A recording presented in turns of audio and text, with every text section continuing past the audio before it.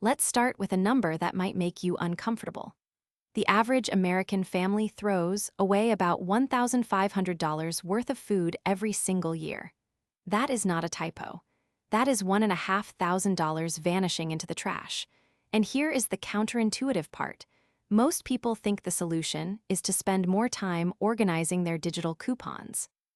They spend 20 minutes on their phone, clipping deals, only to realize they bought 3 cans of organic tomatoes they didn't even need. Today, we are going to stop playing that game. At Fiscal Beacon, we believe that wealth is built on habits, not hacks. We are going to look at 5 structural changes to how you buy and eat that will lower your bill without you ever touching a coupon app. Let's dive in. Chapter 1, the unit price rule. This is the single most powerful tool in your arsenal, yet most shoppers ignore it.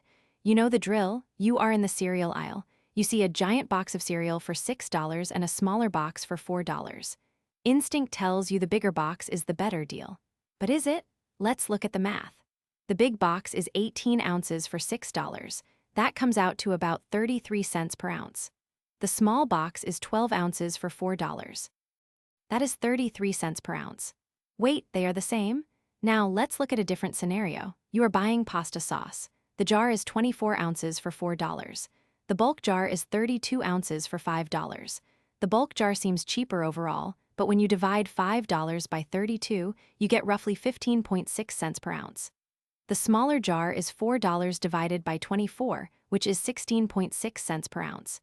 You save 1 cent per ounce. Sounds small, right? But if you buy 3 jars a week, that is 3 cents a week.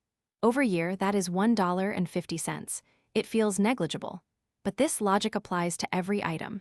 Your goal is not to buy the biggest package. Your goal is to buy the lowest unit price. Sometimes, the family-size bag of chips is actually more expensive per ounce than the snack-size bags because of packaging costs. Always look at that tiny label on the shelf edge. It tells you the price per ounce, pound, or liter. If the unit price isn't lower, do not buy the bigger item. You are paying for volume, not value. And remember, you don't have to buy the whole big bag if you won't use it all. Buy the smaller bag if the unit price is better, or buy the big bag and freeze half immediately. But the decision must be based on the unit price, not the total sticker price. Chapter 2, Eat around the sales cycle. Most of us look at what we want to eat and then we go buy it. This is backwards. To truly save money, you need to flip the script. You need to shop your pantry and freezer first, check the weekly flyer, and then build your menu. Groceries are a commodity market. Prices fluctuate based on supply and demand. Chicken breast might be on sale for $1.99 a pound this week, but $3.99 next week. Broccoli might be cheap in the fall, but expensive in the winter. When you plan your meals based on what is cheap right now, you align your spending with the market, not your cravings. Here is a practical example. Let's say you have a busy Tuesday. You want a stir fry. Normally, you'd buy beef. But this week, the store flyer shows that ground turkey is 40% off.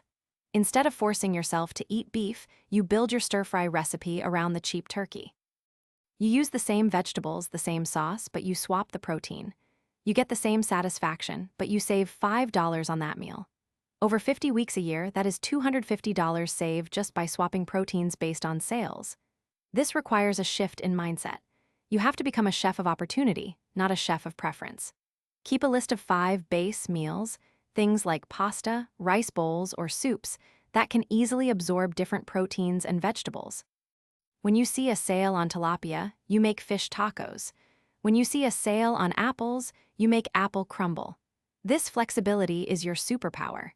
It turns the grocery store from a place of rigid consumption into a marketplace of opportunities. Chapter 3, The Frozen Food Secret. Let's address the stigma. For decades, frozen food was seen as the bottom of the barrel. It was mushy, salty, and boring. That is not true anymore. Modern flash freezing technology locks in nutrients and flavor at the peak of freshness. Consider spinach. Fresh spinach sits in a bag in your fridge. You buy it on Monday, and by Thursday, half of it is slimy and in the compost bin. That is waste. Frozen spinach is picked, blanched, and frozen instantly. It lasts for months. You take out exactly what you need, and the rest stays fresh. The cost difference is staggering. Fresh spinach might cost $4 a bag and you use half. That's $2 for what you use.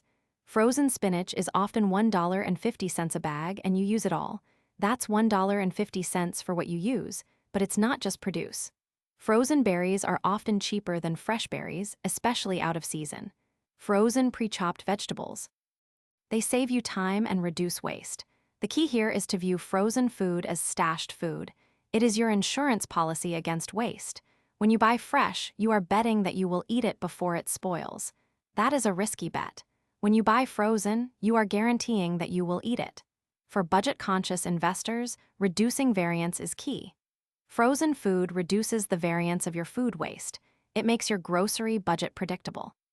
So next time you are at the store, walk past the fresh produce section for a moment and check the frozen aisle.